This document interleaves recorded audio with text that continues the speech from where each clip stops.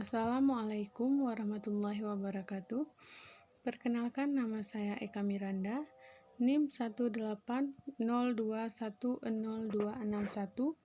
mahasiswa dari Prodi Administrasi Publik, Fakultas Ilmu Sosial dan Ilmu Politik Universitas Maliku Saleh. Di sini saya akan menjelaskan sedikit materi tentang pengadaan logistik. Pengadaan merupakan aktivitas yang paling menentukan dalam rangkaian manajemen logistik. Pengadaan logistik merupakan serangkaian kegiatan untuk menyediakan logistik sesuai dengan kebutuhan, baik berkaitan dengan jenis, spesifikasi, jumlah, waktu, maupun dengan harga dan sumber yang dapat dipertanggungjawabkan. Selanjutnya ada cara pengadaan logistik, yaitu ada pembelian. Pembelian adalah suatu peristiwa atau tindakan yang dilakukan oleh dua belah pihak dengan tujuan menukarkan barang atau jasa dengan menggunakan alat transaksi yang sah dan sama-sama memiliki kesepakatan dalam transaksinya. Selanjutnya ada penyewaan. Penyewaan adalah sebuah persetujuan di mana sebuah pembayaran dilakukan atas penggunaan suatu barang atau properti secara sementara oleh orang lain. Barang yang dapat disewa bermacam-macam. Tarif dan lama sewanya juga bermacam-macam. Selanjutnya ada peninjauan. Peninjauan adalah proses, cara, yaitu perbuatan meninjau.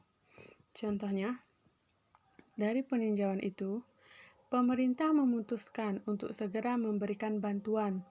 Arti lainnya dari peninjauan adalah tempat yang dipakai untuk meninjau. Selanjutnya, pemberian atau hibah. Pemberian atau hibah adalah pemberian yang dilakukan oleh seseorang kepada pihak lain yang dilakukan ketika masih hidup dan pelaksanaan pembagiannya dilakukan pada waktu penghibah masih hidup pula. Lebih sederhana lagi, hibah adalah hadiah, yaitu berarti pemberian secara sukarela kepada orang lain. Syarat pemberian hibah menurut hukum Islam, yaitu adanya pemberi hibah. Pemberi hibah perlu seorang ahliyah yang sempurna akal, baligh dan rusyid. Mereka juga mestilah memiliki harta yang dihibahkan dan berkuasa penuh ke atas hartanya. Selanjutnya ada penerima hibah. Penerima hibah mestilah mempunyai keupayaan untuk memiliki harta sama ada mukalaf atau bukan mukalaf. Sekiranya penerima hibah adalah bukan mukalaf seperti belum akil balik atau kurang upaya, maka hibah boleh diberikan kepada walinya atau pemegang amanah. Selanjutnya ada harta yang dihibahkan. Harta yang hendak dihibahkan itu mestilah harta yang halal, bernilai di sisi syarak, di bawah kepemilikan pemberi hibah, mampu diserahkan kepada penerima hibah dan wujud ketika harta berkenan dihibahkan. Selanjutnya ada lafaz ijab dan qabul. Lafaz ijab dan qabul merupakan lafaz atau perbuatan yang membawa makna pemberian dan penerimaan hibah. Selanjutnya ada pemeliharaan. Pemeliharaan atau maintenance adalah kombinasi dari berbagai tindakan yang dilakukan untuk menjaga suatu aset dan memperbaikinya, agar selalu dalam keadaan siap pakai untuk melaksanakan produktivitas secara efektif dan efisien, sesuai dengan standar atau fungsional dan kualitas. Dalam prakteknya, pemeliharaan dapat diartikan sebagai tindakan merawat suatu barang atau peralatan dengan memperbarui usia peralatan tersebut. Tujuan pemeliharaan yaitu memperpanjang kegunaan aset, menjamin kesiapan operasional dari seluruh aset yang diperlukan dalam keadaan darurat setiap waktu. Ada juga menjaga kualitas pada tingkat yang tepat untuk memenuhi apa yang dibutuhkan oleh produk itu sendiri dan kegiatan produksi tidak terganggu. ada mencapai tingkat biaya pemeliharaan serendah mungkin dengan melaksanakan kegiatan pemeliharaan secara efektif dan efisien. Selanjutnya ada membantu mengurangi pemakaian dan penyimpangan di luar batas dan menjaga modal yang diinvestasikan. Jenis-jenis pemeliharaan.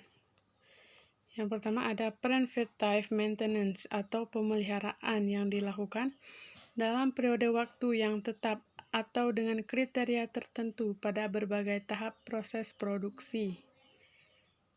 Tujuannya agar produk yang dihasilkan sesuai dengan rencana, baik mutu, biaya, ataupun ketepatan waktunya.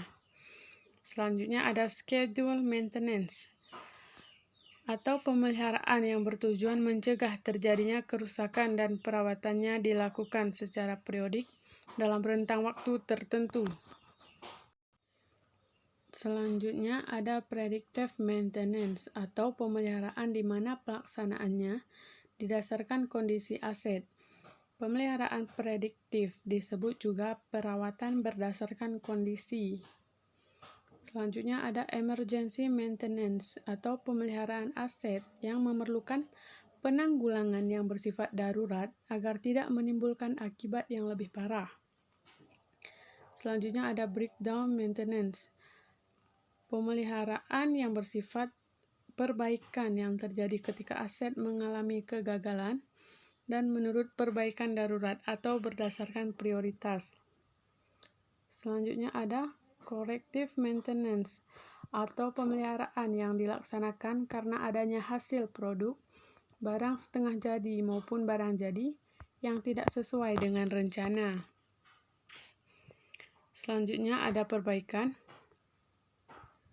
Perbaikan adalah proses penggantian dan penyetelan bagian tertentu alat agar dapat berfungsi sebagaimana mestinya. Istilah lain perbaikan adalah servis, yang berarti memperbaiki barang yang rusak atau usang, atau merawat secara khusus suatu barang yang masa penggunaannya telah melampaui batas waktu tertentu.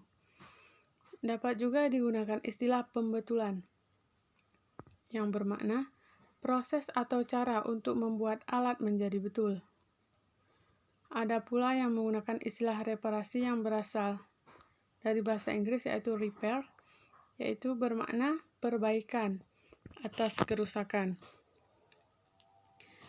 Baik, demikianlah presentasi dari saya. Lebih dan kurang saya mohon maaf. Semoga bermanfaat. Assalamualaikum warahmatullahi wabarakatuh.